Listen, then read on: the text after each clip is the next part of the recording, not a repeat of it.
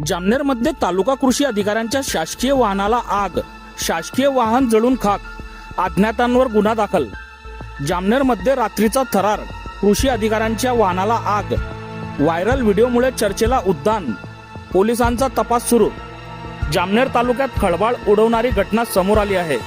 तालुका कृषी अधिकारी यांच्या शासकीय वाहनाला अज्ञात व्यक्तीने आग लावल्याची घटना मध्यरात्रीच्या सुमारास घडली. या घटनेमुळे परिसरात एकच खळबळ उडाली असून संबंधित व्हिडिओ सोशल मीडियावर मोठ्या प्रमाणात व्हायरल होत आहे.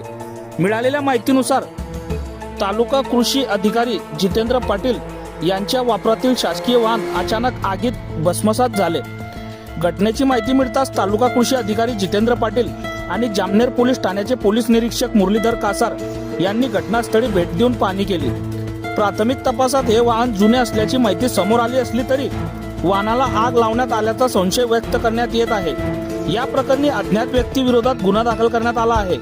पोलीस निरीक्षक मुरलीधर कासार यांनी सांगितले की संशयित व्यक्ती विरोधात गुन्हा नोंदवण्यात आला असून त्याचा शोध घेण्यासाठी पोलिसांची पथके कामाला लागली आहेत. घटनेमागील नेमके कारण काय याचा तपास सध्या सुरू आहे. बघत रहा MH19 न्यूज. मुख्य संपादक श्रीकांत वानखेडे सोबत ब्युरो चीफ जोएब सय्यद, जळगाव जिल्हा, महाराष्ट्र. रात्री 3:30 ते 4च्या दरम्यान म्हणजे मला आमचे सहाय्यक कृषी अधिकारी त्यांचा फोन आलेला. त्यांच्याकडून पोलीस त्यांना कॉल केलेला. तर त्याच्यावरून माहिती भेटली. मी ड्रायव्हर आणि आमचे वयस जे त्यांना ऑफिसला पाठवलं. त्याच्यानंतर 15 मिनिटाचा तिथे गेलो आणि तिथे गेल्यावर बघितलं की गाडीचं जे अग्निशमनचं हे आलेलं होतं. त्यांनी आग वगैरे विझवली तिथपर्यंत. प्रायमरी असं वाटलं की ते अकस्मात झालेलं आहे, अचानक झालेलं आहे, कोणामुळे तापलेलं असं वगैरे.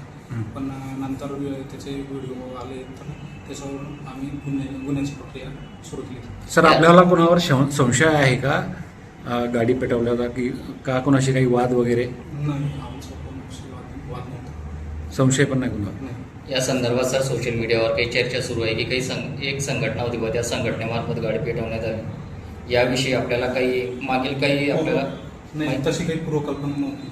सर, जे सदरील वाहन होते हे बरेच जुनं होतं, तर मग आपण काही कृषी जिल्हा कार्यालयाला काही नवीन वाहनाची मागणी केलेली होती का, किंवा जुने वाहन आपण का वापरत होते?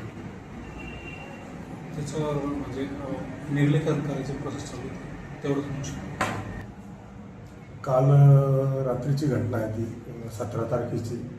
18 लागली होती. 3:30 ते 4च्या दरम्यान ते कृषी कार्यालय आहे तिथं एक गाडी जळत आहे असं कळल्यानंतर कृषीचे काही लोक सगळ्या ठिकाणी गेले होते.